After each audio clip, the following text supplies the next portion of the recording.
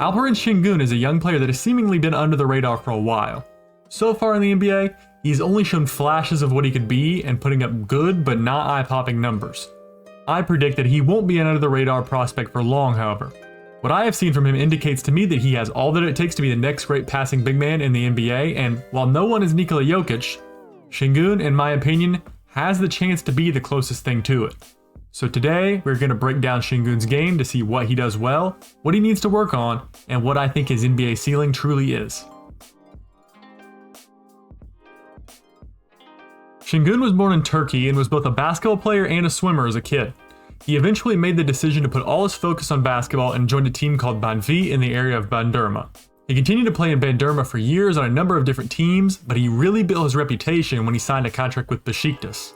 He performed very well for them, averaging 19 points, 9 rebounds, and 2.5 assists in the top division in Turkey, which is a big deal for a player who was as young as he was at that time.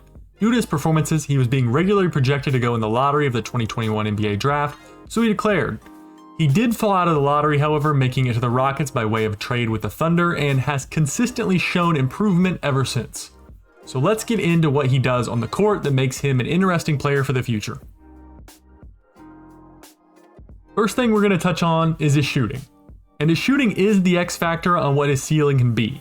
He can still be good without being an elite shooter, but improvement on the shooting front would be huge for his prospects long term.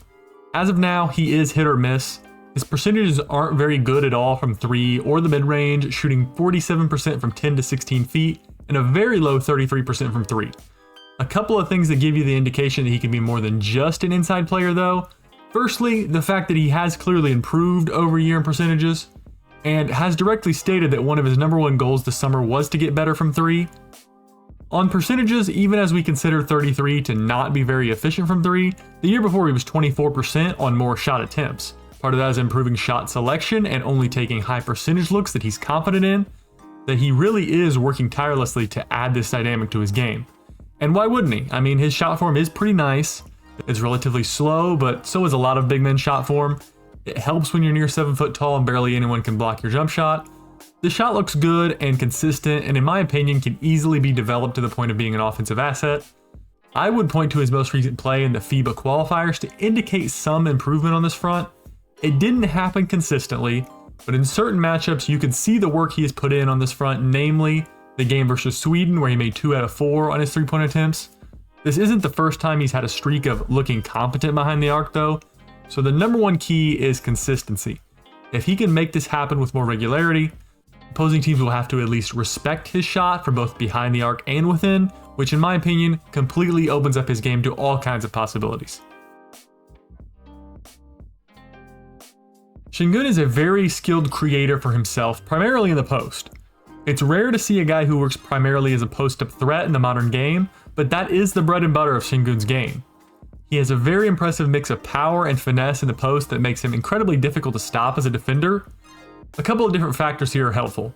Firstly, his size and his strength. Sengun came into the NBA at 6'9", and he is now 6'11", and he may not even be totally done growing yet.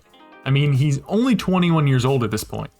These extra couple of inches to his height make him more of a threat in a number of aspects, not the least of which is his ability to shoot over defenders. Secondly, we look at his footwork. His post footwork is a thing of beauty. His spins and pivots on defenders are at an elite level. It really opens up some chances at the rim that he likely wouldn't get if he didn't have the ability to move like he does. He would likely have to kick out or put up a more contested shot a whole lot more often if his balance and footwork weren't at the level that they are. This, along with his passing, are the main reasons he gets compared to Jokic. His moves in the post are very reminiscent of Jokic, as is the way that he comes up the court when running the break. They both come up in kind of a lumbering, slow way, but when they get downhill, their size and strength becomes really a difficult force to stop. Now, when it comes to finishing, Sengun is a great at the rim finisher, in my opinion. It goes hand in hand with his post-up and driving game. His balance, footwork, and body control continue to be a major asset here. You can see in these clips, he really has the ability to work opposing defenders in multiple ways. His head and shot fakes are really effective. He is strong enough to body through guys, and he absorbs contact for and ones really effectively as well. This, I think, will continue to get better and better for him as he continues to age and gain maturity, as he should only gain more strength and get more refined as the years go on. his hook shot is coming along really well, as last year he made over 100 of them at a 50% rate. Overall, his interior game, namely his post-up game and his finishing, are two of the most refined aspects of his game. And if he can continue to maintain his skill set here while refining the peripheral categories like shooting and passing, he can easily be one of the most well-rounded young bigs in the league really quickly.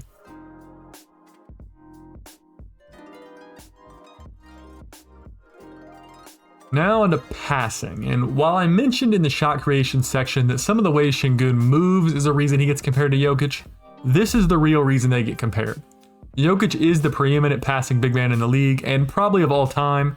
Sengun's numbers aren't nearly as impressive as Jokic on the passing front, but when watching him play, you know that the talent of a point center is absolutely there. His assist numbers are modest but improving. As a rookie, he only averaged 2.6 assists a game, a number that has since improved to 3.9 in a second year. Now, based on his usage in the passing game, his turnovers need a bit of work. We did see incremental improvement on that front in this most recent season, however. Like I mentioned, his assists per game improved by a decent bit, but his turnover rate basically stayed the same. This is a good sign for him, but I still feel like a lot of the times he tries too hard to get a highlight reel type of pass when he really should be making a more simple read on occasion. Taking that into account though, he 100% has gotten better at it from his first season to his second. Other than those concerns, he is really good at passing, and I tend to agree with Jokic himself, who said, quote, "I think he's very talented. It may sound weird, but I think they should play through him more because sometimes they seem too stagnant as a team, especially when they focus on shooting a lot of threes. The man is talented. He can pass the ball, post up, has the touch, and is a good finisher around the rim. You can see the different moves when he's playing." End quote. In my opinion, Sengun is one of the best distributors on the team. The only problem becomes the ability for him to garner these touches. Now that the Rockets have added Amin Thompson, the odds that Sengun becomes the primary offensive hub are much lower. They just have so many different players that are going to command touches on the offensive end, and I hope they can find some room for him to grow in the passing end because he has clear talent here.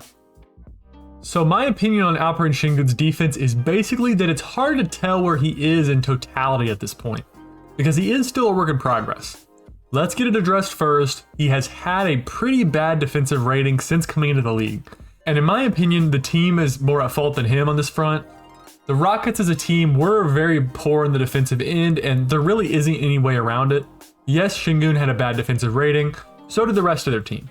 Whether you feel as though this is a product of scheme or effort and a lack of leader on the defensive end, making that determination is totally up to you. The one thing we can say is their defense was simply not doing the job. Trying to isolate out Sengun from this, he does some things good and some things bad. I don't think he's a terrible defender. On the positives, he is strong and can hang with just about any big man in the post. He has active hands and every once in a while can poke the ball away from someone for a steal. The problem really isn't a lack of intelligence on the defensive end either, as he usually doesn't make too many boneheaded mistakes. However, the issues come in a lot when his traits come into play. He isn't entirely unathletic. He has a number of pretty impressive posters on people on the offensive end. That being said, his athleticism still lets him down here a bit. He is laterally slow, so anytime a guard gets switched onto him, he does often get blown by.